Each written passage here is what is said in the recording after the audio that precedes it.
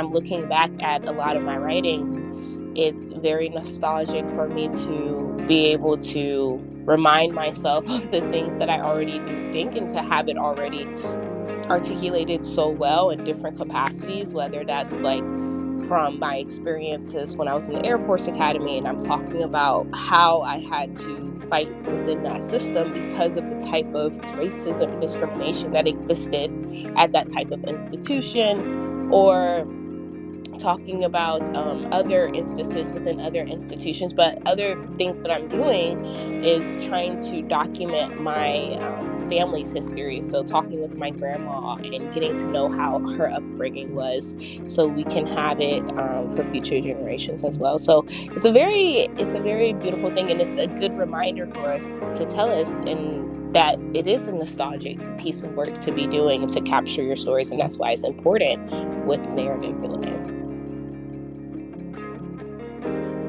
When you pick up a story, the same story, you could actually tell it to different people, but each time you could tell it differently, because you are supposed to be organic. You are supposed to adapt the story to the situation and the event under which you are telling the story.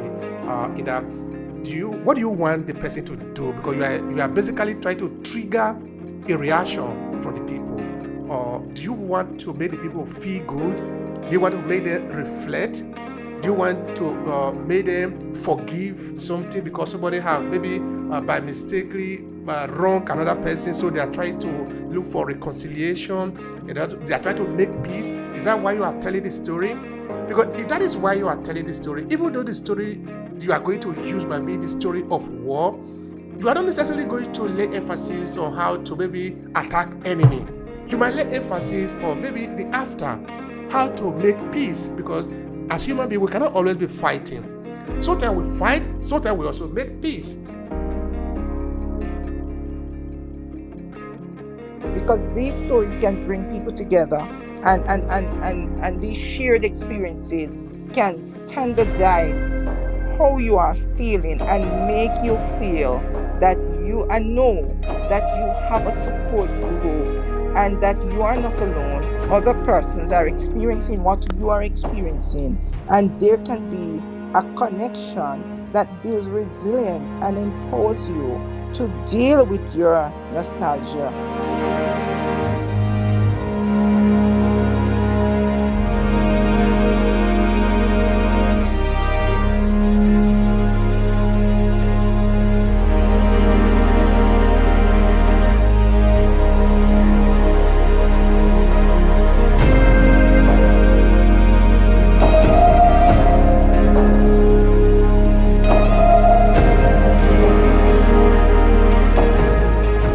Hello, and thank you for checking out this video. I'm Obehi Ewanfoh, the host of the African Diaspora Storytelling series. Every 2 weeks, we meet up on LinkedIn to talk about different ways we can leverage the power of storytelling as people of African descent. Now, this is it. We are uniting the millions of Africans in the diaspora through the power of our story. It does sound like what you are interested in. Make sure to subscribe to this channel and share this video with your friends who might need it. Now, back to today's conversation. This book series, where we are going to be talking about storytelling today, came from a research that I carried out in Italy, looking at the presence of Africans in northern Italy. And that is where I really want to point out something. In that, I remember at one time in the book, not in this book, because in that project, I wrote 2 books. So in one of the books, which is The Journey, African in Verona, I did make mention of nostalgia in a little elaborate way. In that, I was looking at the Nigerian community who had a church here in Verona. They still have the church. So every Sunday, they will go there to worship. So I was making reference to that kind of worship, and the kind of worship that we will have in Nigeria, and the kind of worship in the typical European churches. And you could see a huge difference between what the African community are having as their church services and what the typical European we have, whether you are looking at Germany, because I was in Germany for some time, so I understand them, or maybe you are in France or in UK or in Italy. It almost appeared as if Africa is going to evangelize Europe about Christianity in the way that people really worship with all the energy, the dancing is something else. So at one time I was saying, this is more than just church service. This is about staying together so that we can fight our common enemy. And the common enemy this time is the nostalgia, the loneliness, the yearning to be together as a people. It is something fundamental. And this is important, particularly for us who are away from home, because we are sojourners. We are away from home, but we need to look for something that unites us together. We need to look for a time to be able to talk to one another, to be able to kudo each other, to embrace ourselves, and to share each other's memory. And why not also share each other's suffering. It is the best way we are going to be able to survive when we are living in a world that is not our own. Like, for example, the African diaspora or the Africans, immigrants that are living outside of Africa, which of course I am. I am one of those people. So yeah, I did pay attention to that particular argument then, and that is what we are going to be talking about today: nostalgia with storytelling in the African diaspora. How do we leverage that? What does that even mean for us? So, like I was saying before, because I have carried out this research looking at different experiences of African living in the diaspora, and in this case, living in Italy, I come to sort of understand the power, the potency of storytelling for our people, for our demography. So, sometime towards the ending of last year, I decided to put this book together, but it was actually voluminous, so I didn't want to bore people with a huge book. So I decided to break it down into smaller pieces so that we have 5 books in the series. But each of them is actually treated certain segment, different segment in the argument of storytelling. And trust me, I have never thought about storytelling until I started this series, and I am loving it. It conditions everything that I do. I've come to understand that I've actually been a storyteller all along, and I love every bit of it. And of course, I also I appreciate also the possibility of able to engage with different people who also love storytelling, who want to use it to be able to engage the world. So, of course, I have 3 co-hosts and a beautiful person that is joining us, which is Melissa. So, I will start with Nakasha. Nakasha, you came later as the 3, so you will be the first to talk. Tell us a little bit about you and your first take on the topic of today. Please go ahead. Hi, guys. I'm Nakaja. Thank you for having me. I recently wrote a book called Play the Game Hierarchical Assimilation. I'm in the field of sociocultural anthropology, so I love learning about different cultures and different languages, and particularly the decolonization of anthropology. So that's a lot of work that I do. And for today's topic, overcoming nostalgia with storytelling, that's a really interesting topic, but a really beautiful one. I think that is absolutely necessary. And it's interesting because when I'm looking back at a lot of my writings, it's very nostalgic for me to be able to remind myself of the things that I already do think and to have it already articulated so well in different capacities, whether that's like from my experiences when I was in the Air Force Academy, and I'm talking about how I had to fight within that system because of the type of racism and discrimination that existed at that type of institution, or talking about other instances within other institutions. But other things that I'm doing is trying to document my family's history. So talking with my grandma and getting to know how her upbringing was, so we can have it for future generations as well. So it's a very beautiful thing, and it's a good reminder for us to tell us and that it is a nostalgic piece of work to be doing and to capture your stories, and that's why it's important with narrative building. Thank you so much for that. We appreciate that. And of course, we are going to be breaking it down just now. And I want to remind us that we have a course that we are currently working on. It will be out soon. And it's about storytelling because we believe we are really taking it seriously. And we want people to be able to leverage it wherever you are. And of course, in this room, we are concentrating mainly on the African diaspora. So the class we are creating, we are almost done. Me, Olatuji, Dr. Matsia, and Kotia. It's about this, how to leverage storytelling to build our identity. So if you are an African diaspora and you care about our narration, our storytelling, then you better prepare for that course. It's going to be available soon. And of course, we will let you know about that.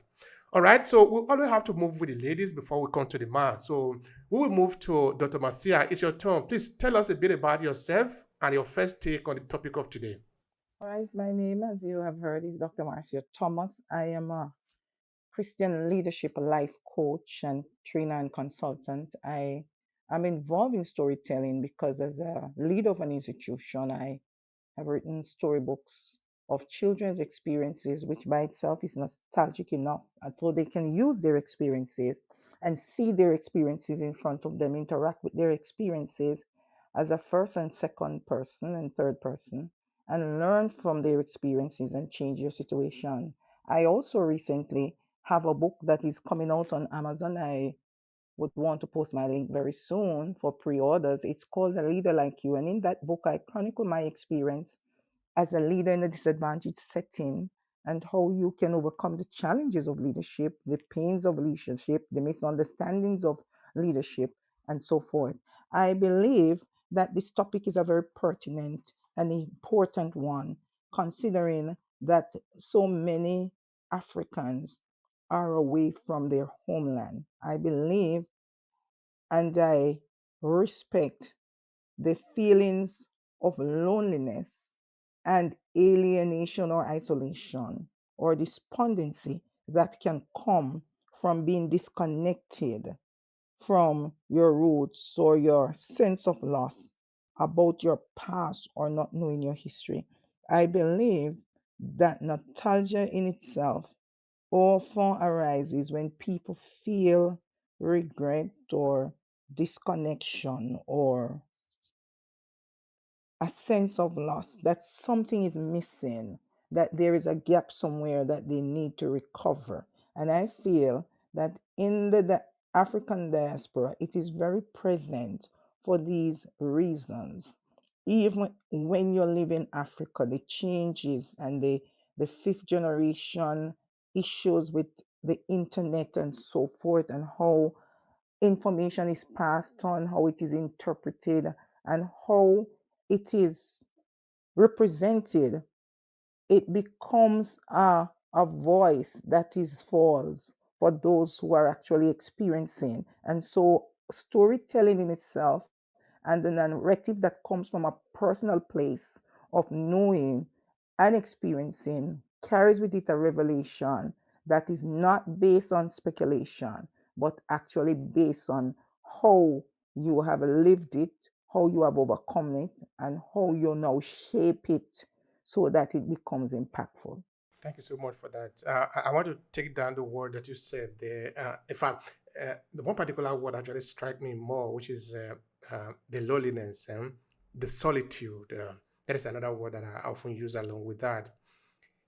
In that sometimes we are alone. That is actually how I put it in that book that I was referring to before.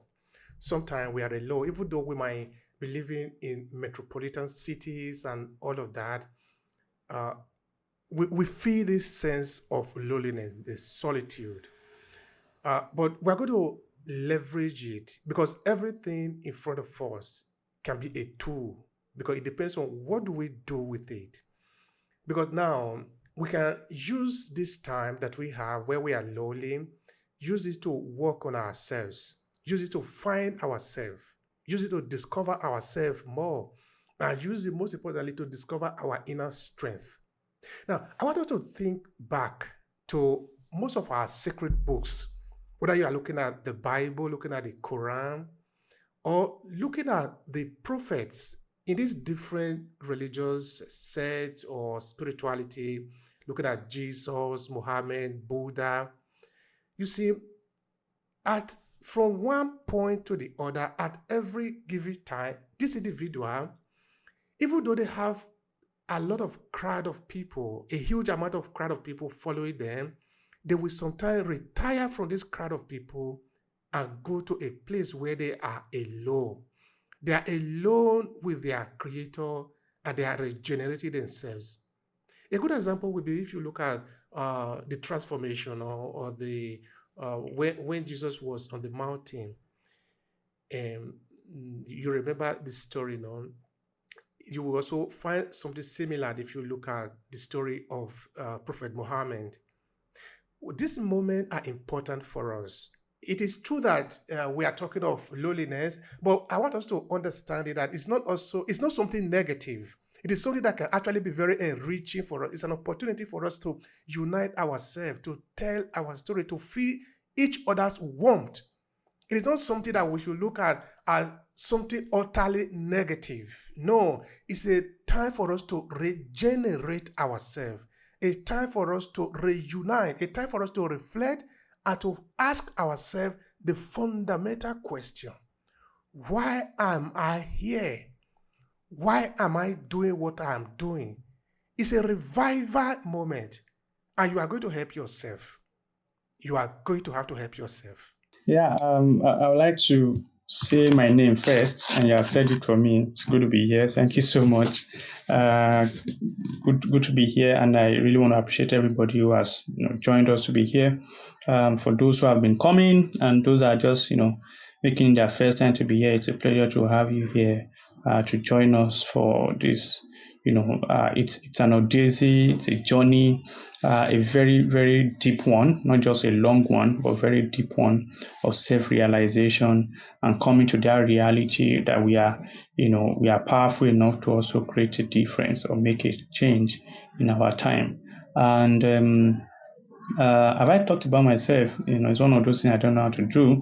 I'm, a growth coach, and I help people and businesses to grow. It's always a very good pleasure for me to see that people can achieve more, by applying, themselves to the principles of personal development and getting a result for themselves.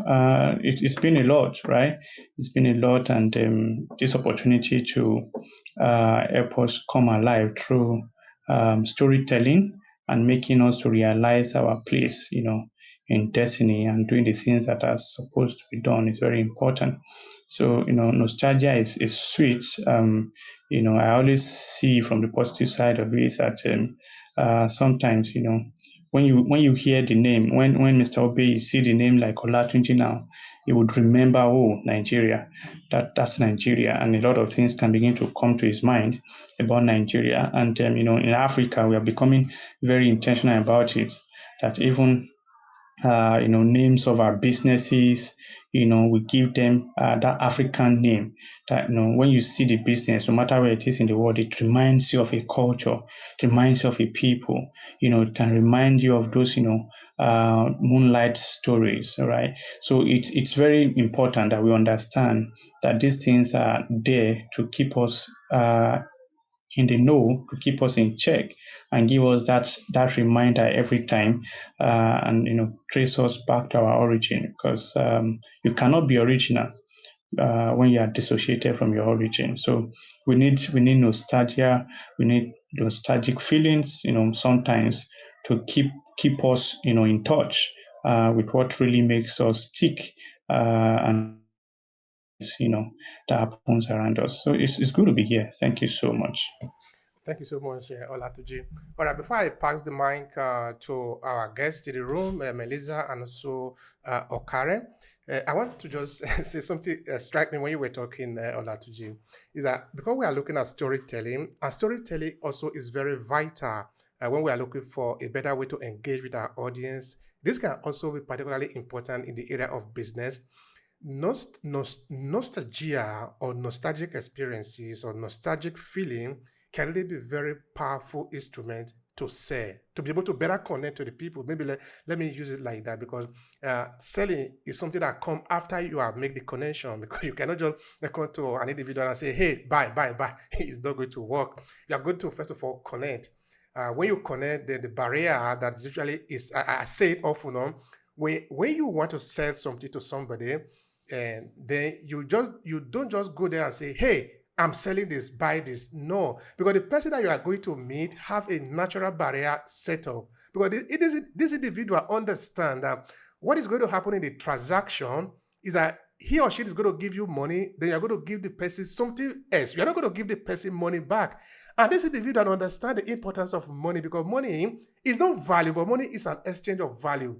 And in our society, this is very important. This transactional exchange is something that we understand well enough. So I know that when you meet me, you're going to take my money. So I'm going to set up a wall so that you don't come near me, because that money is for me, for my family, to be able to take care of myself, to settle other issues. So you are not going to succeed if you just go to the person and start saying, buy, buy, buy. So, but if you put in story, you are going to neutralize the wall. That is why we also lay a lot of emphasis on business storytelling. Of course, this room today is not for business storytelling, but what Olatuji said there is very important. That's why I'm just sort of throwing that there. In that, understanding the power of storytelling can really be very powerful in any area of our life. Whether you are a pastor, whether you are a community leader, whether you are a politician, whether you are a police officer, an investigative journalist, you are going to need the power of storytelling, because storytelling is an ancient form of communication. It's so old that if you are looking for a way to talk to a human being, if you use the storytelling as a strategy, you are likely to have more possibility of winning than if you throw in data and statistics. This is proven scientifically and also otherwise. All right. So having said that, I think I want to pass the mic to Melissa, because you were the first to jump on the room and you have something to share with us. Please go ahead and share with us. Hello to everybody in the room. I love coming into your spaces, Obehi, because when you talk about storytelling, it just resonates with me. And I think many people in the diaspora, I'm here based in the United States, but I'm actually on business in Kenya. So I've been in Nairobi for over a month. And I decided to, do the classical blog, blog experience, because I am coming here for business, but I'm seeing and learning so much about business from my Kenyan brothers and sisters. And I find that there's such a fascination because we learn so little about African countries in modern times in the United States. Therefore, a lot of people are just excited to see the sites and to learn about all the nuances, and it's been fascinating. And I think for me, as a businesswoman, I own a global think tank. For those of you who may not know me, for me to come here and be able to open up my experience, it isn't just for marketing purposes, but it's to really connect to my community. My community, is more than a sale for me. My community is a garden that I cultivate. I literally call it a garden. And how I really grow my garden is to nourish them with stories. Is to help them to be able to see themselves, excuse me, in the experiences of other people around the world. And as a result, a trip that was supposed to be short, relatively speaking, has now expanded to months because of the story. The story of me being here, the story of the people that I've met. It's galvanized all of us around a very important project around building smart cities. And, it's touching. It's really touching. And so I'm a living testimony to the power of a story, because as telling my story got me here. I'm completely 100% sponsored on this trip, and it's because of storytelling. And so, yeah, I'm a believer, and that's what I wanted to share. Thank you. Thank you so much for that, Melissa. That is so powerful. Of course, we can hear from time to time people bringing in testimony to show that what we are talking about here is not just fantasy. No, not at all. It's not. It is the truth. It is the truth. Let me just share two things with you before I pass the mic on to Akari. I don't know if I pronounced it correctly, but anyway, you helped me that just now. You see, um, story is actually what helps us to build the metropolis that we have today in the world. Story is what is responsible for why we're able to organize our credit system. Now, take a moment to reflect on that you go to the bank, you tell the bank operator that give me 1 million naira, I'm going to pay you back with interest. But how do you explain that? Okay, now, because we are not a law in the world, we have other animals that we are coexisting. Do you think if the chimpanzee are going to negotiate, they're going to go to another animal or another chimpanzee and tell you, okay, you give me a piece of banana, give me 2 or 3, then I will pay you maybe in a 2 years time or 3 years time? It's not going to work. Anyway, I'm not a baboon, I'm not a chimpanzee, but I know that is not how it operates there. But for us, it's different because we have story. And this story, what is even fascinating about it is that this story doesn't have to even be true. We can even invent it. I'm talking of invention here, and let me show you an example. The other day, I was interviewing a visual artist. He's a good one, a Canadian visual artist, because he has worked in films like Jurassic Park, in Transformer. Of course, you know those films, no? Now, because he's a visual artist, the visual artists, they sometimes work with images, but they also work with sound, no? In that you make the sound of the mosquito sound like a big engine. That when the mosquito touch the ground, just marching, you start hearing something like, that is a mosquito walking.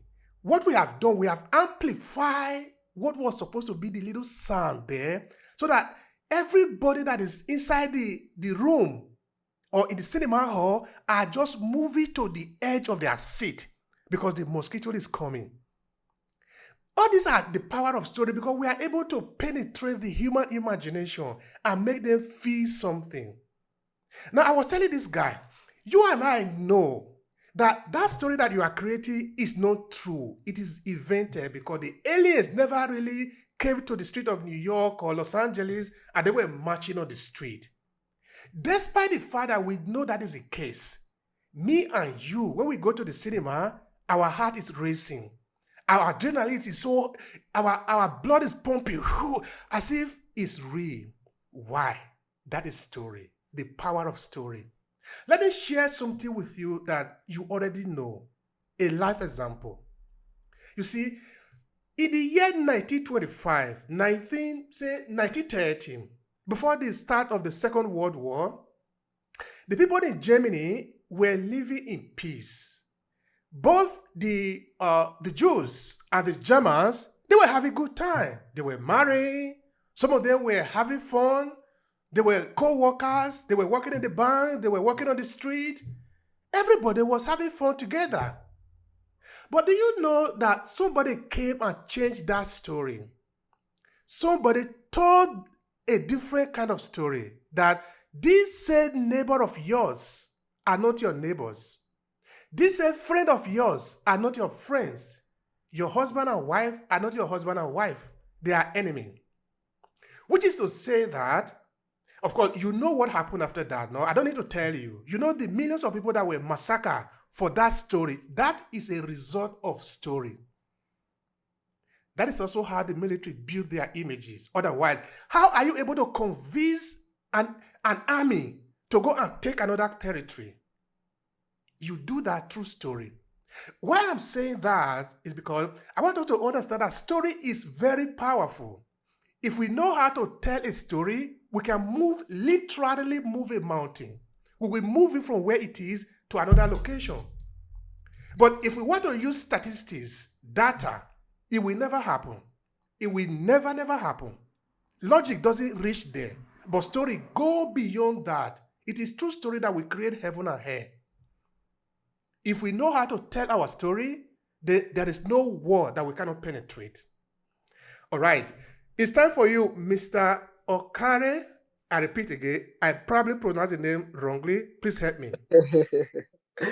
Thank you, Mr. Obehi. Yeah, my name is Okari Shaba. Yeah, thank you. So yeah, just talking about the topic, overcoming nostalgia with storytelling. What comes to my mind is storytelling is the bridge between the past and the future. So for me, you know, nostalgia is like dwelling in the past. It's like I would liken it to that comfortable chair that we would like to go back to. However, storytelling for me is like what connects us from the past to the future. Like Mr. Latunji said that you cannot be original if you're not connected to the origin. That was so deep. So storytelling to me is what we would use to overcome where we are coming from, talking about the history, talking about the past, talking about things that has happened before in a way that can be understood and taken forward. So what is the meaning of a good story? It must start with a why. What is the why? It starts with the beginning of every story is the why. When we go to the movies or the cinemas, they always tell us that, oh, in the beginning this happened, and it must be relatable. So for me, I feel like all stories or a good compelling story should be a bridge to the future. So I'll just stop with that. Thank you so much for that. That is important. You're actually touching the meat. That is the meat there. Thank you so much for that sharing. I appreciate that.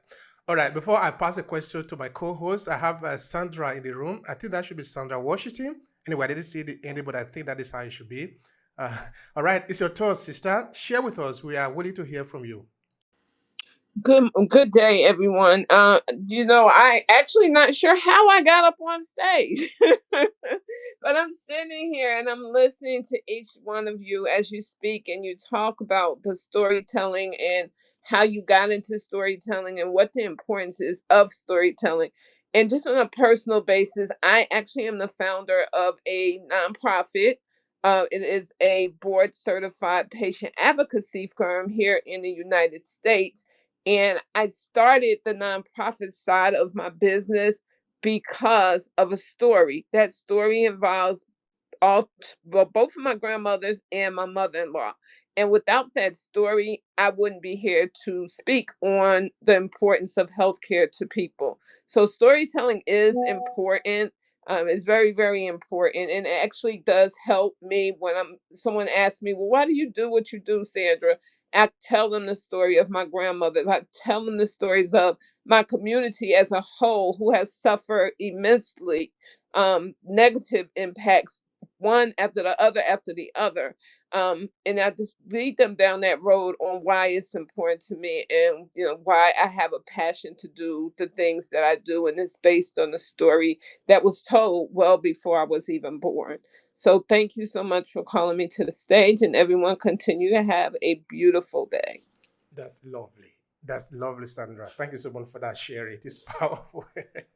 Yeah, all these are just testimony. I love testimony, Of course, it's a proof that, they say that the proof for the pudding is in the eating. We are doing the eating, and it's really very interesting. All right. Dr. Monsia, I have a question for you. How do we overcome nostalgia with storytelling? Let's have your take on that. For me, to overcome nostalgia through storytelling, I think can be a powerful way to address our, how would I say it now?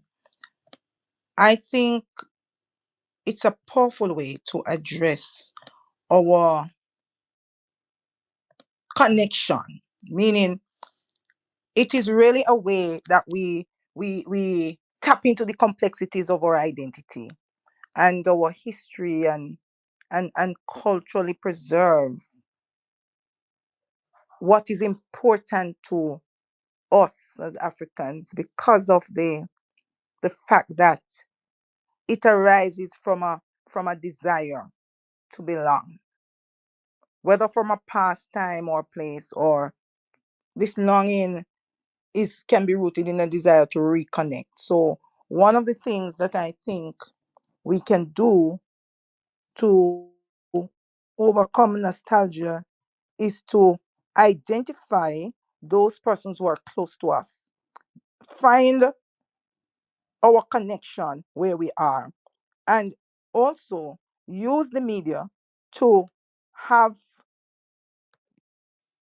emotional healing sessions, meaning that you can start a group or have persons who are from your roots or understand your culture, and even persons who comment and who represent what it is that you are experiencing and what it is that is your culture, what it is that is your identity. You can have societies or retreats or places or discussion oasis where you have emotional healing taking place and where you help individuals to process how they are feeling and what they are feeling and put it in context and share, so each one teach one and build up one. It's kind of like a collective therapy session.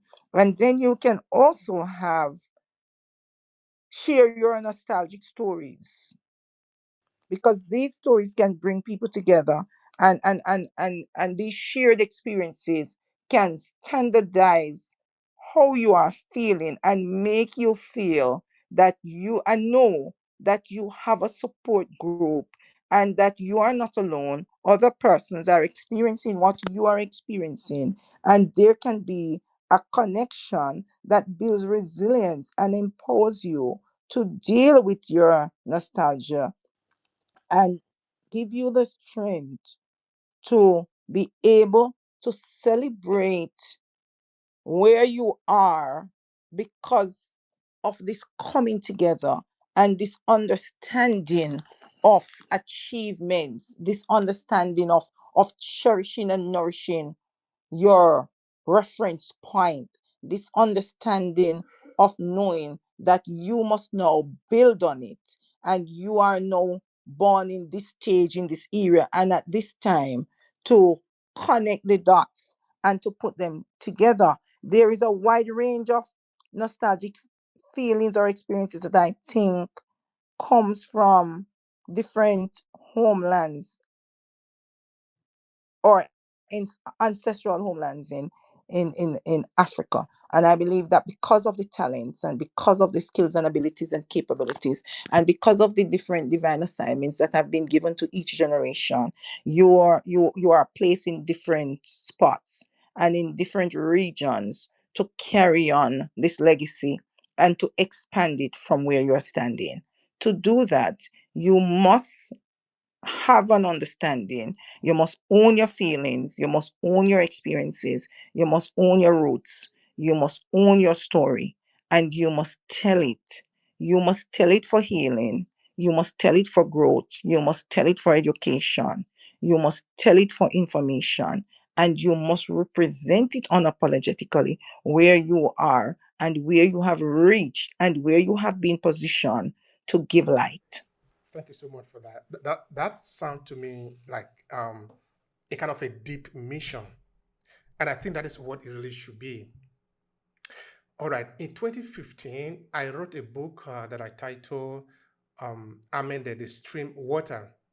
At least until recently, that actually was my bestseller because maybe because I carry out some good marketing in it, so I sold a lot of copy on it here in Italy, but of course also at the international level because the book is on Amazon.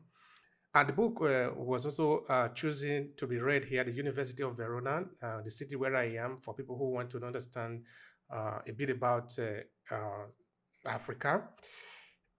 Now, the thesis of the story was have to do with two type of justice: divine justice and man-made justice.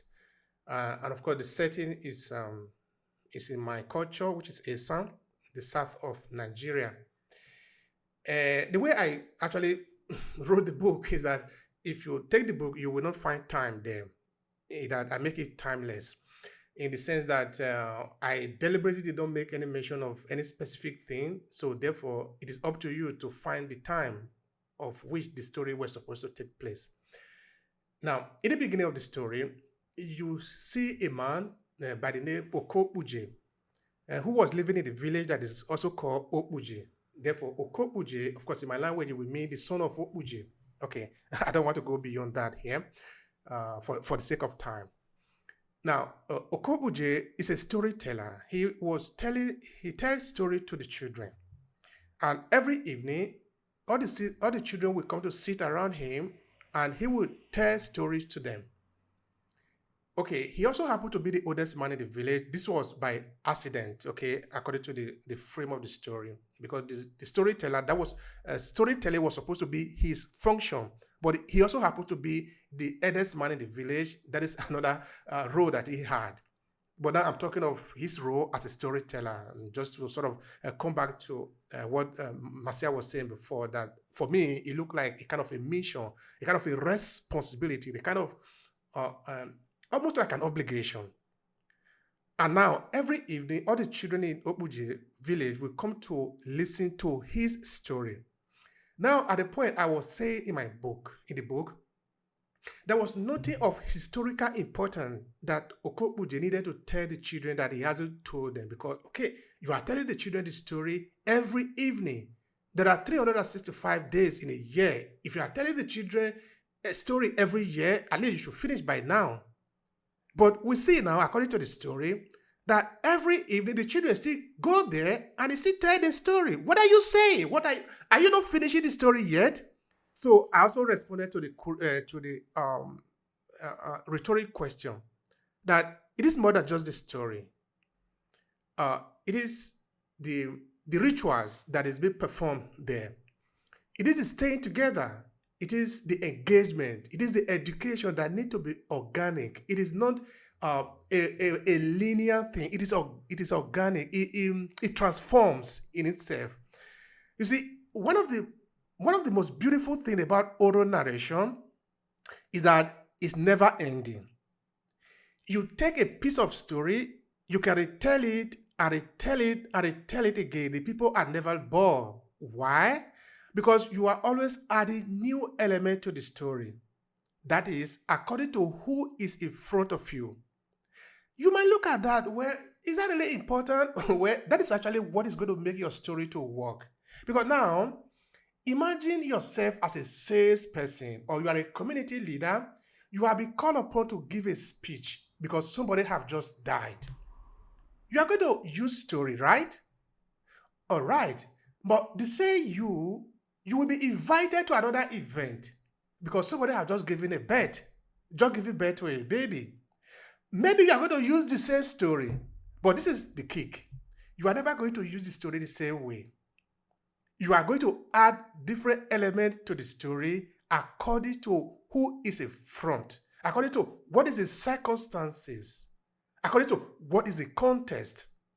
In that way, the story is always alive for the time that you are telling the story. And in that way too, you as a storyteller or you that have the ability to tell story or have the skill, because storytelling is a skill. It's not an inheritance. You don't just do it by because you just want to test. You need to learn it. There are ways to tell the story to make sure the people pay attention. If you know how to do this, then it appears like you have a kind of an obligation to shape a narration, to give the people, to give them something they can hold, something intangible, but they can hold it in front of them. It looked like the tree that I presented in that story. The tree is Ovu in my language, but I describe it like a kind of a baobab tree. In that every evening, the people are coming together around the baobab tree, sort of, or the Ovu in my village, and that is where the story takes place. But figuratively, we can actually look at Ovu or the baobab tree this time as the centerpiece where everybody is rallying around. Now, how could we translate that into the experiences that we have in the diaspora, for example? How we could do that is that we could organize ourselves together I have a story that reflects us. Us, therefore, become the centerpiece that we need to defend. That is the thing, the substance, the object that we need to build for the sake of all of us. Because if we succeed to do that, then all of us succeed. But if we only build one person, or one person is big or powerful, like it's often the case in Africa, for example, where we have strong men, we don't have strong people, we will continue to suffer because a strong man can always be taken out. But a strong people, nobody, no individual is stronger than all of us. That is the truth. All right. I want to go back to, Obi, yeah, I just want to add please, that please. what you have said is really the catalyst for nostalgia. You know, everything in life has a source or a reference point, and nostalgia feeds off overcoming it feeds off connection. The connection is that you to get over it, you have to always go back to the source and you have to reconcile with the source. And so that is why telling the story has a more has a larger impact than writing it. Writing it becomes a healing for the person who writes it. And as you said, even when they write the story, if they read the same story that they have written to expand or to explore or to explain or to get out their emotions and how they are feeling at a particular time and how they navigate these feelings. Every time they read it, it is read differently because as the feeling, the overcoming grows and the mastery of the emotion grows and the acceptance of it grows, you find that persons speak from a different point and they talk from a different knowing and they speak from a different accepting and they speak from a different point of overcoming. So there are levels of overcoming that they experience as they read their story that they have written. Those who hear the story respond and interpret in a different way also, but it is a personal leading and healing of self that cannot be given to anyone. Your story can be told, but how it is interpreted and how persons respond to it is a personal and individual place of knowing and accepting their own experiences and owning it so that they are able to overcome it, because acceptance is one of the greatest things in overcoming anything in life. Once you are able to accept it, you're able to look at it carefully and you're able to look at the things and the points that you can move to get the desired results or to meet your goals. You need people because nostalgia really needs support and connection. So you need people to take that step. But once you have taken that step, you step towards someone else to help them to overcome. Thank you so much for that. I wish I could just freeze time so that you would just talk forever. That is so beautiful. Thank you so much for that sharing. You see, when people say, oh, once upon a time when we were children, you know, why we do that is that we are trying to trigger something in the mind of the people. Because who among us haven't been a child? You know, this is also very powerful for those of us in the African diaspora. If you are away from your home, you see somebody that come. Okay, now let's say maybe for example, you are coming from Washington D.C. You are maybe in Paris, and you meet another person who is coming from New York. You meet in Paris. If both of you are meeting in a coffee bar and talking, it looks like you are from the same neighborhood. But Washington and New York are not the same place. These are two different places in the United States. But you meet in a place that is far away from home. Therefore, you have a common bond now, the United States. This is what it means for many people in the diaspora. I met a lot of people here in Italy that I have never even imagined in my life before. You see, many Europeans, when they look at us, and they think that because the other person look like me, I know him. I understand him. I understand his language. I understand his culture. I know everything about him. It is they that think that we don't, but that is not the truth. But that is actually also a good thing if we were to flip it around, in that we can build on that unity for ourselves. Because me, for example, coming from Nigeria, I came here meeting people that are coming from Congo, people that are coming from Ghana, people that are coming from South Africa, people that are coming from Senegal. I have never met them in my life. But we are living in the same small town, Verona, about 300, less than 300,000 people. Okay, we find a common ground among ourselves. We don't even know that we don't even speak the same language. I speak English, many of them speak French or speak other languages. But we are Africans. By the time we start talking about ourselves, oh, in Africa, how we used to do this, in my town, in my village, in my city, they will begin to find commonality, the common ground. We are beginning to think back, we are beginning to reflect to the source, like Dr. Martial is saying, to where we are coming from, to the origin.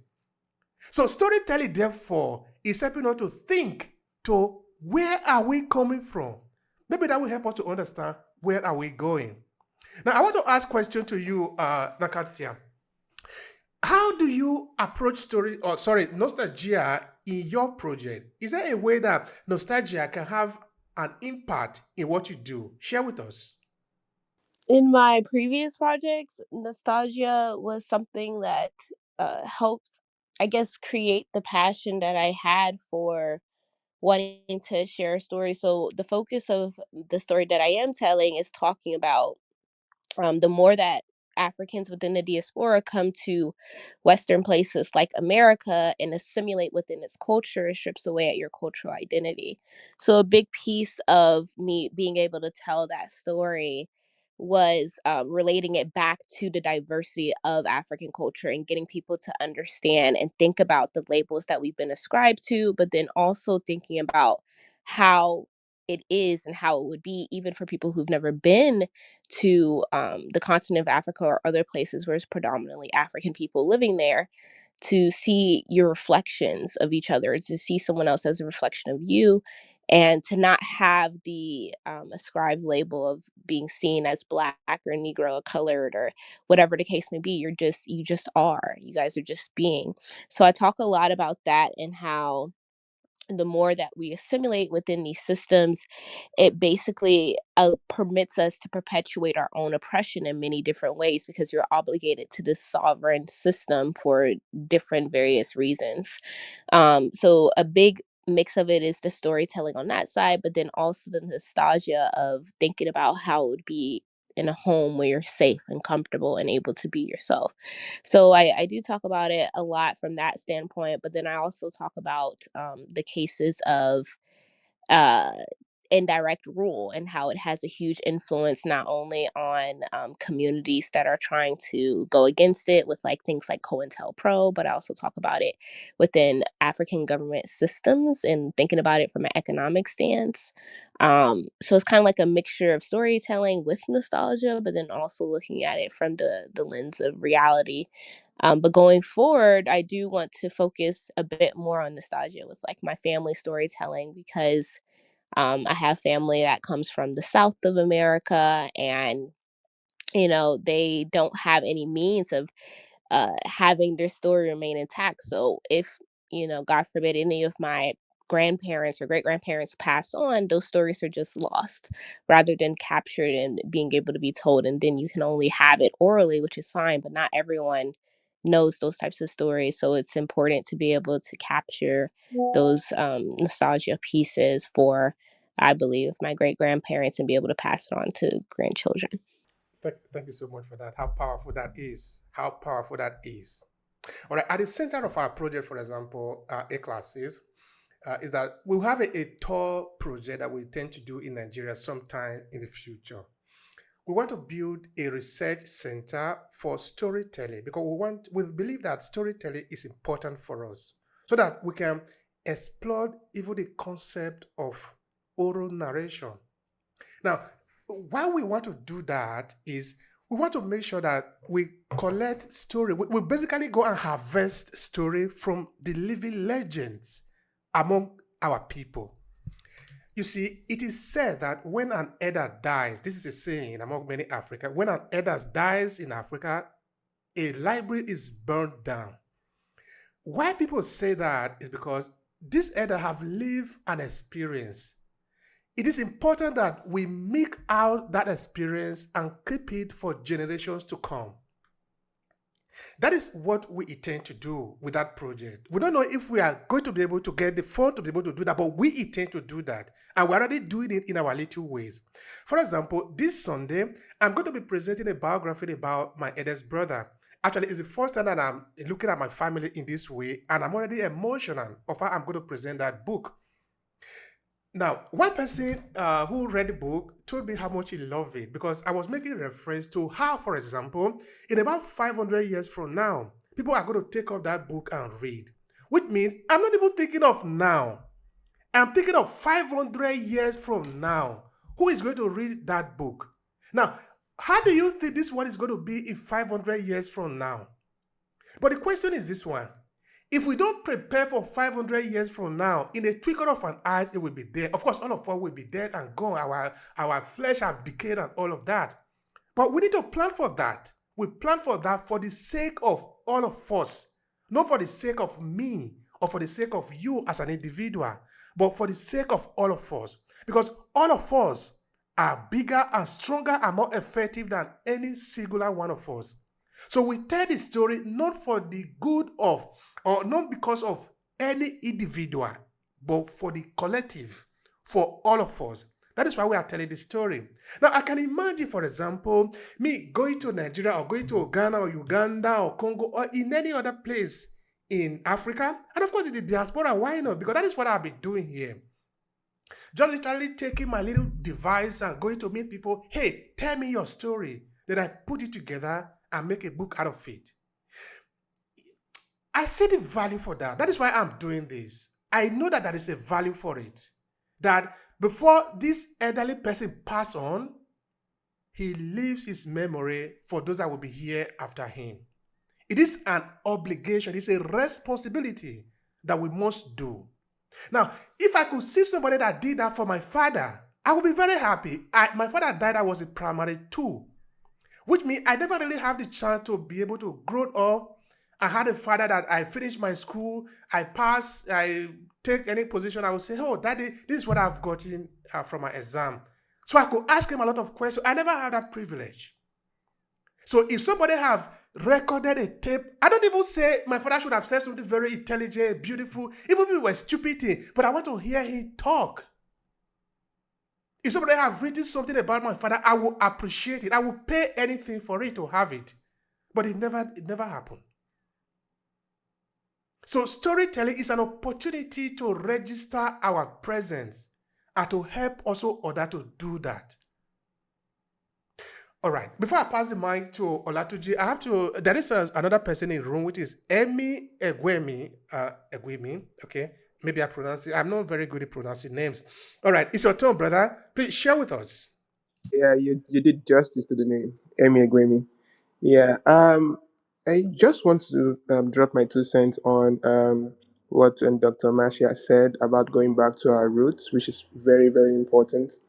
I remember when I was pretty young, I asked my mom why were there so much corruption and dishonest people.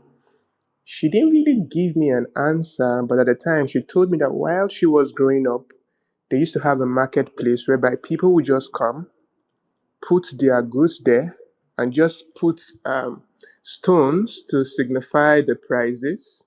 This is in Africa. And people will come, just see the commodity, see the amount of stones, and just put the money there. So it shows the level of honesty that the people had at the time.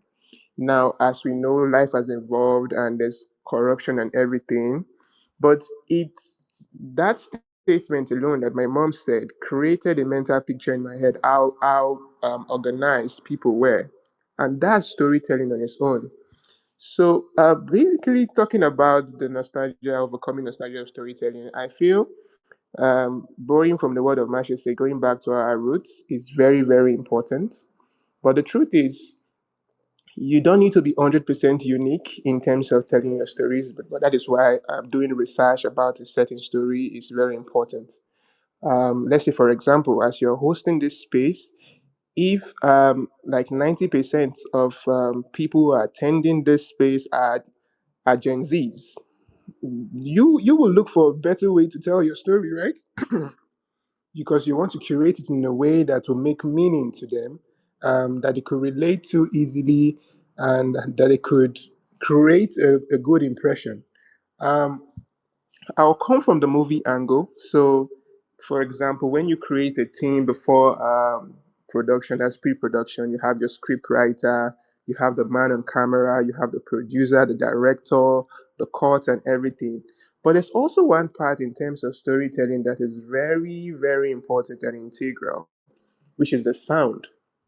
Let's say, for example, Black Panther. It talks about the story of Africa and how rich Africa is in terms of minerals and everything. That's one angle. You also talk about the hierarchy of kingship, patriarchy, and everything, where if you look at it on another way too, it's also a part of African culture.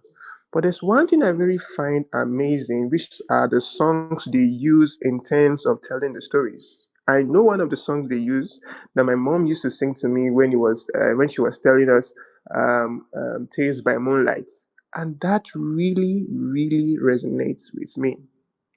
So the impact of storytelling, there's a lot of element that brings this feeling that we resonate with. It could be the songs, it could be different aspect that brings this story to life. Let's say, for example, if I'm talking to a different audience, which I normally do as a social architect, I do get gigs to go to companies and talk to their staff about team bondings and stuff. What I easily do is that I try to start up telling a story with what they could connect with, right? Maybe talking about a brand they like. I know many people like Gucci and Versace, and I talk about how this thing appeals to them. And slowly, slowly, I bring the story back home, how it affects us as individuals and how we could better work on ourselves. And in this case, the organization. So I feel it's very, very important. The truth be told, we cannot be 100% unique in telling our stories, but depending on the audience we are talking to, we can have that impact if we're able to twist the story. Like I said earlier, we or if we're here and everybody here is, let's say, millennials or Gen Zs, there's a certain way you're going to curate how you're going to host this space, right? Because you know, okay, this is my audience, and this is how I'm going to tell the story or curate this room. So it is very important that we also know how to twist our story. So going back to the past, maybe for example, I want to write a story about something that happened way back in Africa that my parents told me, and I want to tell the audience of now. There's a certain way I want to do it so that it will appeal well to the audience. What I'm just saying is that in terms of our storytelling, we need to be very apt in terms of research. That's borrowing from the word of Marcia. We need to be very apt in terms of research, and that will help us telling our stories as Africans. Thank you so much for that, Emmy. That is powerful. I love that. I really love that. I want to take away the word there, which is adaptability. uh, in that when we have a story, even though if it's the same story, and when we tell it to the audience, we need to know who the audience is. We spend a lot of time. There is another room that we have where we talk about storytelling tips on storytelling series. It's part of this series because we have 3 rooms about storytelling on LinkedIn. In that room, we talk about different tips about storytelling. Then we have talked about audience a lot because you need to know who your audience is that you are telling story to. And like I was saying before, I don't know if you were here there, Emmy, making reference to my book in 2015, in that when you pick up a story, the same story, you could actually tell it to different people, but each time you could tell it differently because you are supposed to be organic. You are supposed to adapt the story to the situation and the event under which you are telling the story. In that, what do you want the person to do? Because you are basically trying to trigger a reaction from the people, or do you want to make the people feel good? Do you want to make them reflect? Do you want to make them forgive something because somebody have maybe by mistakenly wrong another person, so they are trying to look for reconciliation, and they are trying to make peace? Is that why you are telling the story? Because if that is why you are telling the story, even though the story you are going to use might be the story of war, you are not necessarily going to lay emphasis on how to maybe attack enemy. You might lay emphasis on maybe the after, how to make peace, because as human beings, we cannot always be fighting. Sometimes we fight, sometimes we also make peace. So if you want to tell that story in the military camp, maybe your country is being attacked, you can be laying emphasis on how to make peace. It doesn't. That is not the right time to talk about that, because they have just killed a lot of people in your country. You want to strategize the military on going out to capture the enemy. So you cannot be talking of a reconciliation at that time. Your story will lay emphasis on how to capture the enemy. That is going to be the important thing, because it's the same story. It just, how do you adapt the story to suit the current situation under which you are telling the story, the context. Now, this can be very, very vital, even if, for example, you are using your storytelling for business, because you are going to understand if you make mistake, you are going to lose the sales. Therefore, you are going to be very careful how you tell your story. Know who you are telling the story to and know what you want out from that story. If you know that and you follow the step towards that, you will get result. If you throw it out, just begin to talk, just talk, you will lose. So it is very important that we know who we are telling the story to and why we are telling the story. What are the senses and sensibilities of the people? That is fundamental. All right. Now I come to Olatuji. Olatuji, let's look at it this way. From your personal understanding, what does it even mean, nostalgia? What does it mean to you?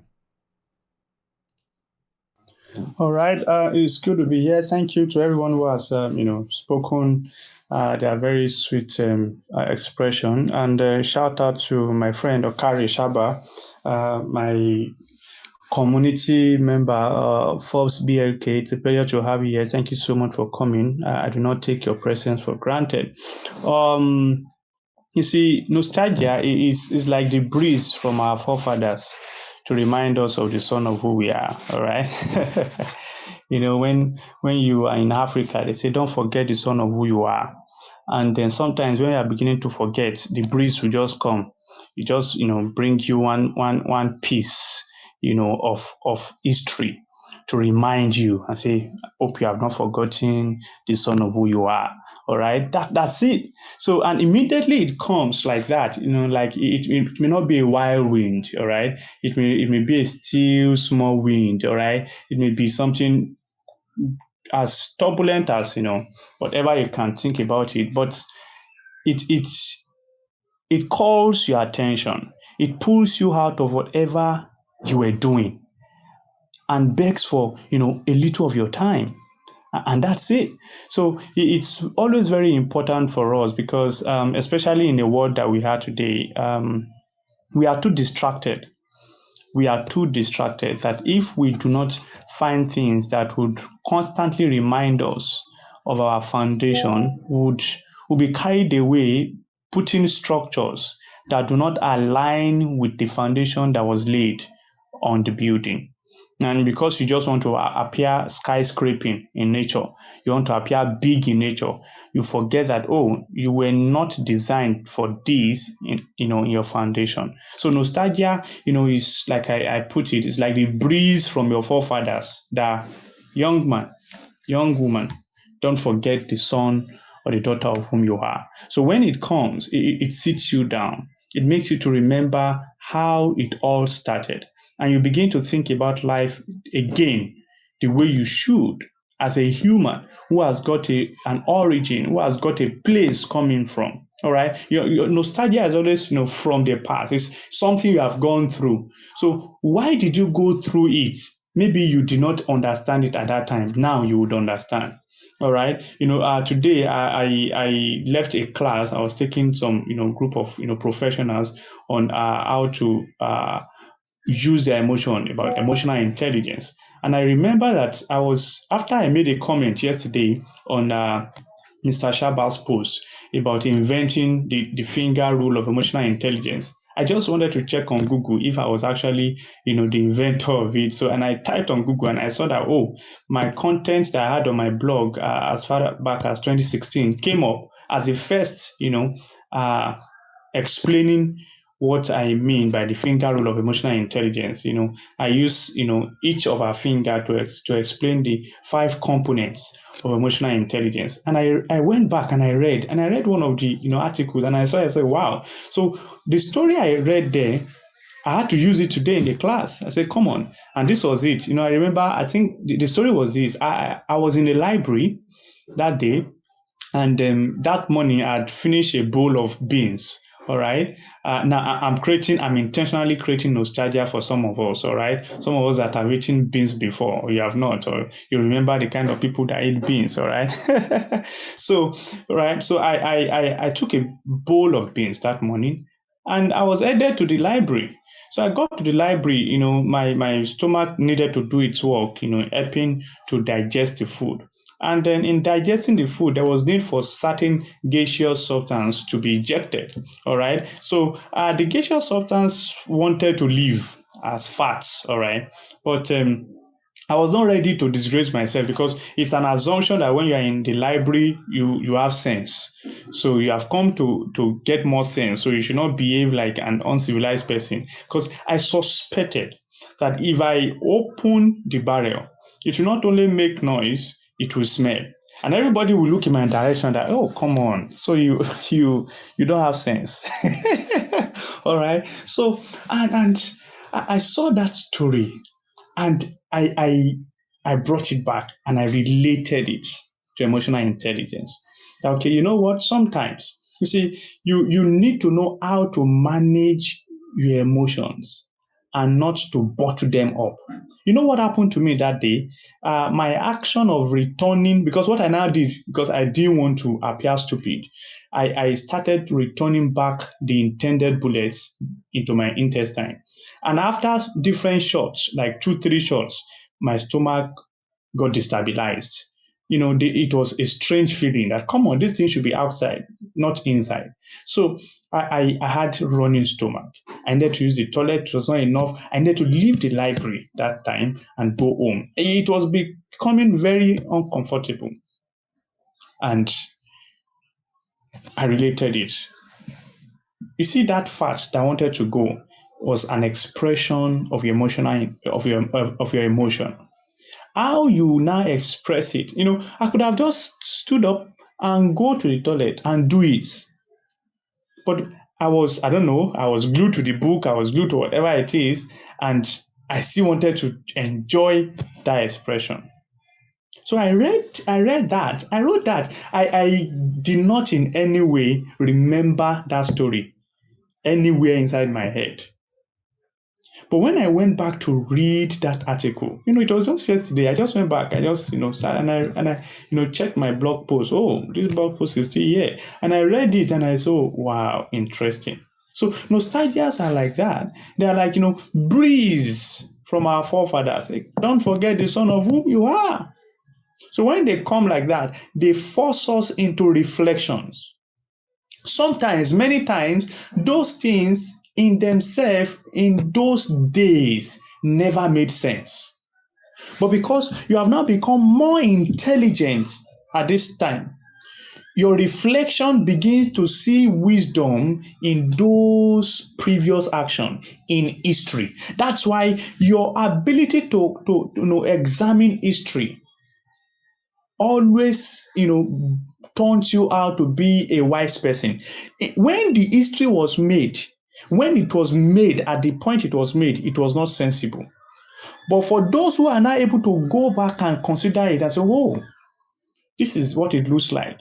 Mr. Obehi gave us, what it means, sitting down beside, at the feet of, an elderly man every night, hearing stories. It looks, at that time, it will look like, what are these ones doing?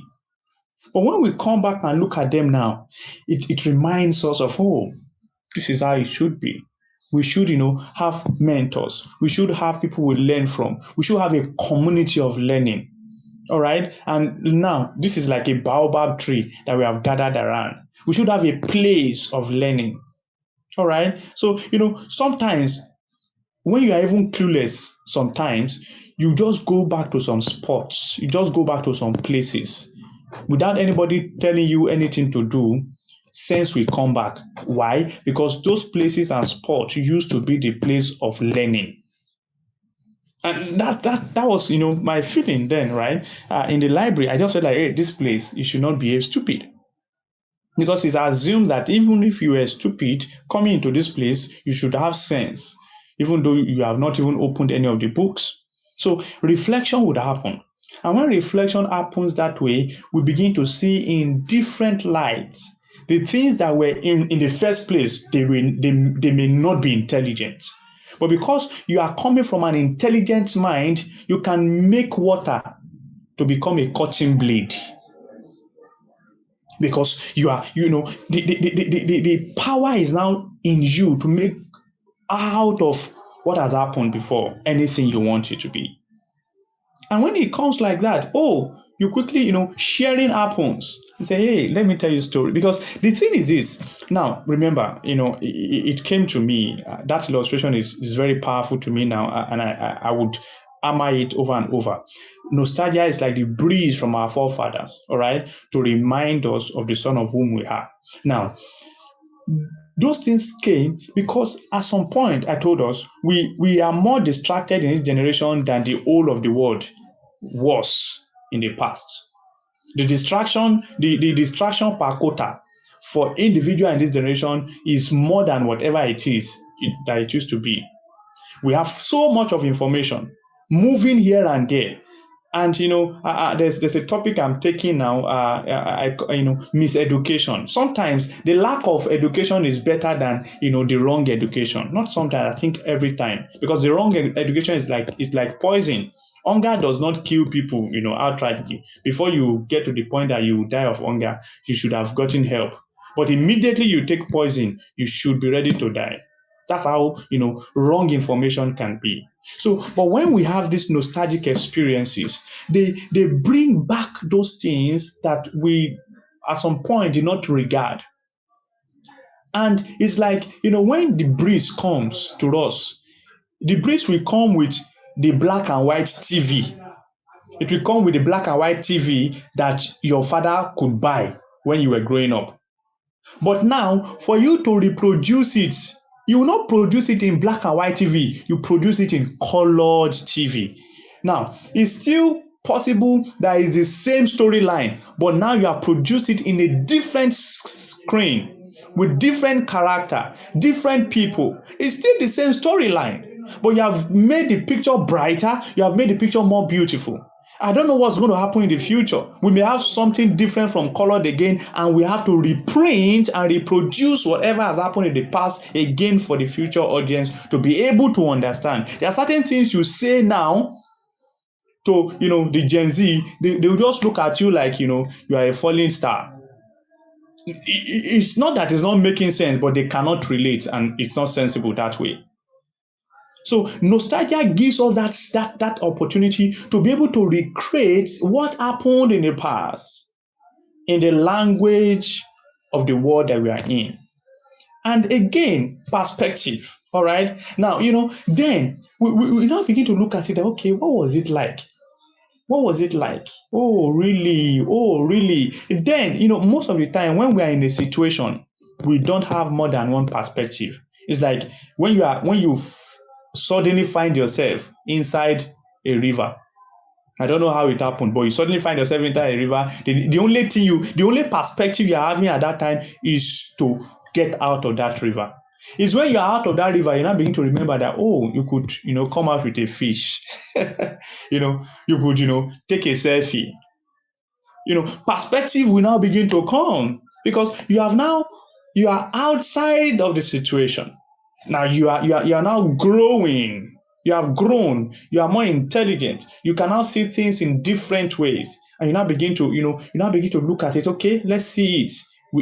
behind a red film. Let's see it behind a blue film. Oh, how would it look like if we shapen it like this? How would it look like if we make it look this way? Perspective and learning. I'm taking certain points, all right? I'm just using them to make the discussion relatable.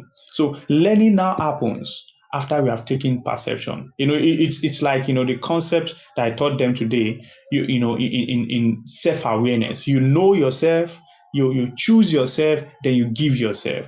You're going to have options, all right? There will be options. You're going to have options. You are never without option. You don't say because you were pushed to a wall, you decided to die in front of the wall. In fact, that's an option. All right. No choice is actually a choice. You can decide to push the wall, you can climb the wall, you can push the person that pushed you to the wall. All right. So there are always options. So when we have gotten this different perspective, nostalgia brings us to that place of perspective and say, okay, this is it. Oh, this is it. Then what are you going to take out of it? Learnings. And there must be connection. Dr. Marcia emphasized that there must be connection. All right, there must be connection. You don't just tell us the story in a colored television and lose the storyline of the black and white TV. No, you must connect it. If you don't connect it, then you have not made any sense to us. You shouldn't, because you want to represent it in a different way, totally now do away with the storyline. And that's, the place of adaptation. All right. Water can be very good. Or I would say knife now. Knife can be good to cut your vegetable in the kitchen. And you can also need it on the battlefront. Adaptation. The same storyline. All right. Very important. And nostalgia is supposed to be a springboard to move us forward. All the process that I counted before we get to moving forward are actually rings to building the spring that will propel us into the future. Storytelling helps us to be able to bring perspective out of this. Storytelling helps us to be able to maximize everything, build the string, make it very powerful to launch us into the future. Please don't forget that nostalgia is the breeze from our forefathers to remind us of the son of whom we are. Thank you. Thank you so much, Olatuji. Thank you so much for that. I appreciate that. I really do. I really do. All right. For those of you who probably came a little bit later, I said before that we are preparing a course about storytelling. The three of us that are the co-hosts in this program, we have decided to give you people a gift. So we are in the advanced stage in it. We already recorded it. We are in editing now. So when it's out, we'll let you know so you can get a copy of it and explore more the power of storytelling, because we fundamentally believe that it can be helpful to you to explore the power of storytelling in what you do. You are going to need it in anything you do, except you are inside a rock and you are not dealing with human being. If you are dealing with human being, you need the power of storytelling, because human beings. Sorry, even rocks listen to stories. So if you are dealing with human being, the language the human being understand is story. All right. Now, to go back to what you were saying before, Latuji, you see, the reason we tell story sometimes is also to help the other people to find themselves. It's not only about us. It's never about us.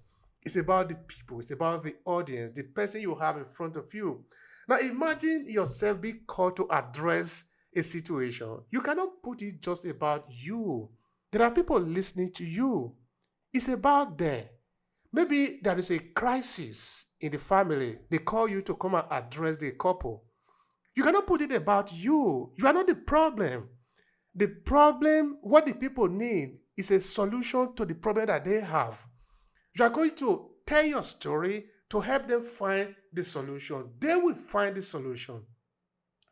So that if I am a storyteller, my story should help the person that is listening to me to find his or herself, or better way, to make the person relate so that he can think back. Because you always need to think back to the source, to when are you coming from, to the origin. If you can do that, then it can be useful to the person that is listening to you, and it can also be useful to you in the long run, because you're going to give something first before you can get something in return. All right, now I want to do it like this. For my co-host, three of you, I will ask you the same question. Of course, you respond in your own way. I will start with Dr. Marcia. What is what personal experience can you share with us in relation to nostalgia? It can be maybe about your family, about your people, your tradition, in relation to where you are today. Uh, what can you share with us? Something that is personal about nostalgia. Please go. I lost my father 8 years ago, and then I lost my mother this July. And so nostalgia for me is a blend of empowerment, of memories, and of overcoming. My parents were empowerment champions. Current is not in their vocabulary. And an ultimate and everlasting faith in God and in prayer are two of the most powerful tools that they have left with us, their four children.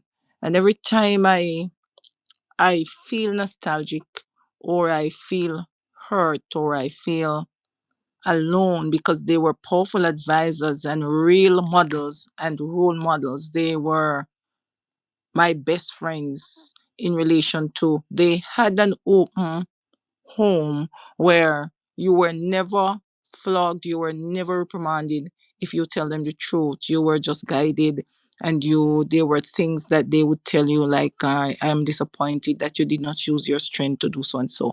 And so those are tools, mindsets, and skill sets that they have left with us. And every time I feel overwhelmed, or I feel bogged down because of the many complex situations that make up life, I yearn for them.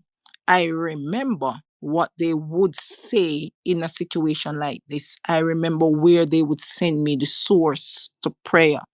And and I look at their pictures, and I pull from the memories I have things of them, and I clothe myself in the protection that they offered, and the legacy they have left behind of resilience and courage and faith and hope, and the fact that once you are outside of your crisis, it cannot overcome you. It means that you are already a conqueror. It means that you are put in the mode of being an overcomer. It means that you cannot be defeated. It means that nothing that comes against you will prosper. So nostalgia for me is a tool of empowerment, a tool of resistance, a tool of resilience, and a tool of standing and getting up even if I fall.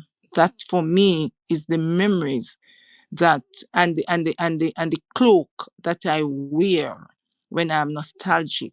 I go right back to that reference point. I go back to that source of strength, which is the memories and the example and the legacy that they have left behind. Thank you so much for that. That is something to take home. That is something really to take home. Thank you for that sharing. That is actually what we want to connect to, our personal story. And when you share your story, Dr. Marcia, you help other people to also connect to them, to themselves, because they are not in Jamaica, they are not you, but because they are like you. When you say your mother, they don't know your mother, but at least they know their own mother. So your story become a light for them too. And this way, we are helping each other. So storytelling is this powerful. Except you have never had a mother, which of course you are going to explain how you get to this world. Then you must understand what Dr. Martial is talking about.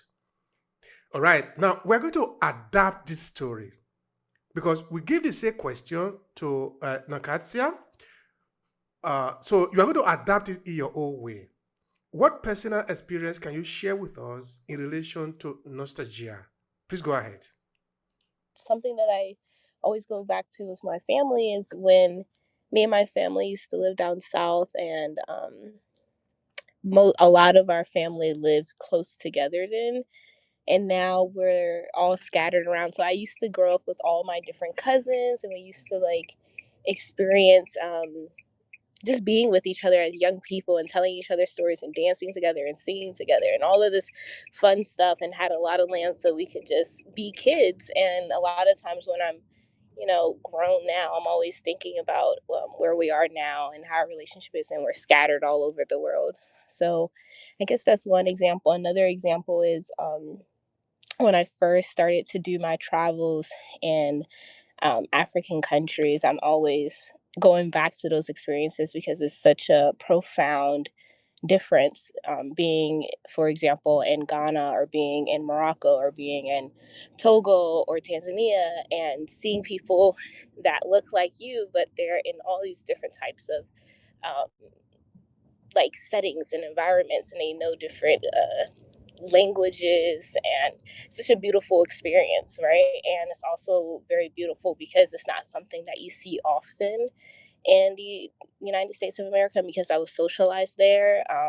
That is all, like when I'm in America, is always something that I think of, and then also thinking of the history of them dividing up African people in such a strategic way that they've done.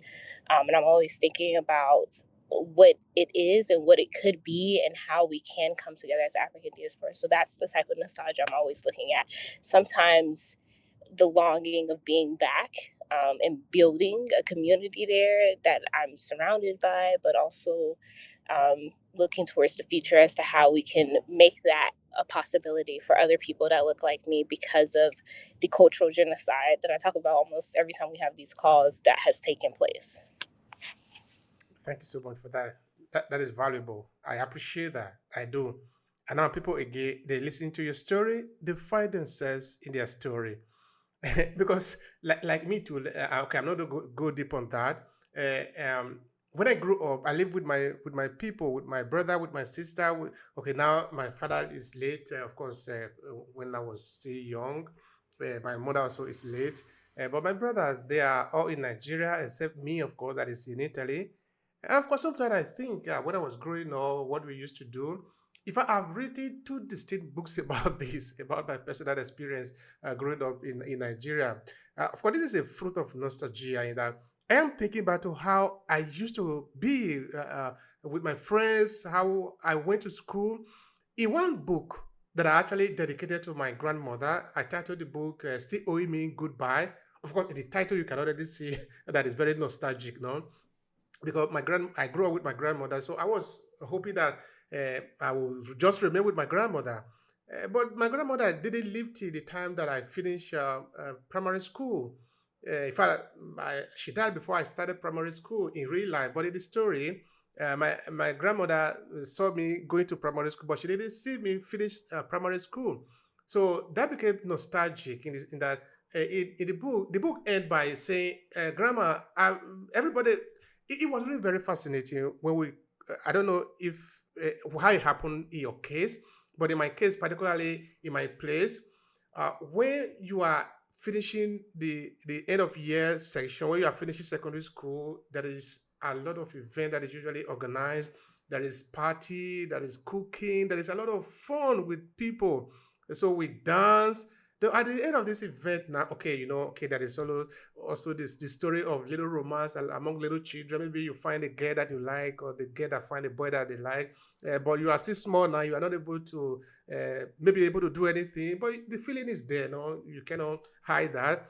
Now you can see that as you are parting, that the game is over. Basically, the game is over. Everybody is going to different places. Sometimes you are going to go to meet your brother in the city. You are going to leave the village. You are going to another place, or you have been living there, but your parents are now relocated to another place. So you are basically party to see no more in most of the cases. So at that time, as we left the school in the story, Everybody, of course, want to return home. But me, I didn't want to return home in the story. I said, well, I'm going to wait for my mother my grandmother, because it's to my grandmother I wanted to return. I don't want to, my village, of course, my family is nearby. I didn't want to go there. I want to just stay low. So everybody came and they left. I just want to stay because my grandmother has died a few days before that event. So I was pretty messed up.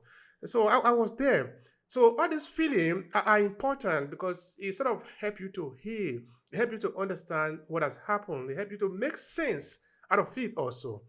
So storytelling in this sense, when I'm here writing those stories, it's because I'm feeling this nostalgic feeling, having this nostalgic feeling in me. And anytime you read that book, if you're a human being, you are probably not going to think about me because you don't know me. You are not going to think about my village because you have never been to my village. But you're going to think about your village because you have come from a village or you have come from a city. If you come from a city, you will translate it into city. If you have a parent, you will translate my grandparent into your own parent. This is the power of storytelling. And this is what nostalgia also helps us to do because it helps us to think back to our source, to our origin, to where we are coming from. And therefore, it can be really powerful. So again, we're going to adapt this story. Now, the time is for Olatuji. What personal story or personal experience can you share with us about nostalgia? All right. It's good to be here again. Thank you so much, everybody. You see, when I remember the day I got my grandma a walking stick as a gift. So I want to quickly talk about, the very three important, core of my value and how they are tied to nostalgia, the kind of nostalgia that reminds me of them every time. I want to talk about it, that of integrity now, of honesty now. So I bought her a walking stick, and then I saved money, right? I saved money. I was still in the school then, so and she was like, "Hey, where did you get the money to do this?" She questioned the source of it. She didn't allow a need for it to override the thing that she should do. And I told her, oh, this was where I got the money. This, and oh, she now said, okay. Then she now appreciated me fully and said, wow, why did I think of such a gift for her that even none of our own direct, children thought of it? And I can't forget that. Sometimes when I remember, it's a lot of memory for me. It puts me in certain, atmosphere that I want to just do what is right, regardless of, sometimes, people feel like, hey, stolen apple, will not be sour. You understand? So, but when I remember that, I know that no, it may not be sour, but definitely it will not end well. All right. So, and the other one for courage. Now, that's another very important, part of my value system. Uh, Courage. My mom. That's from my mom. All right. That was a day. We were going to the farm, and there was where, like, when you get on the road path to the farm, it naturally becomes a queue, all right, and you find people. You can't walk in twos. You have to walk behind the person that is in front, because the path becomes narrow, just tiny footpath. And all of a sudden there was a snake in front, and it was a man that was in front, all right. And that happened after I lost my dad. So my dad did not allow us. We didn't go to farm while my dad was alive. We had very interesting life, all right. So and the man that was in front was fidgeting, and I saw that woman, my mother, from behind, pull the man back and killed the snake. So I can't forget the son of whom I am, all right? That was why I told you that nostalgia is like the breeze, the wind from our forefathers, reminding us of the son of whom we are, all right? That's very important. And for my father, you know, is personal development. We had TV, right? We had TV, but I can't remember that he would sit down and watch TV if he's not watching news. And we don't even watch movies. I see him, he doesn't tell me to read. I see him reading. Some of my cousins told me that when I was, age 2, I would carry newspaper and just be staring, into the pages when I don't even know what I was doing. But I would not have done anything different if I didn't have a father like him. I still have, one of the very interesting gifts, I would say, from him. He did not give me, I picked it because he died before I left primary school. It's been a long journey without him. And I can say that I ended to fill up a very big space because of his absence, because everybody now thought that I should have sense because of my father. So I have that thing. It's always on my table. It's like a metallic, stuff like that. Uh, it's called Easy Reader. I use it to stand my book. All right, I stand my book with it. So it's a form of easy way of making your book to stand upright in front of you without you holding it, so that you can read easily.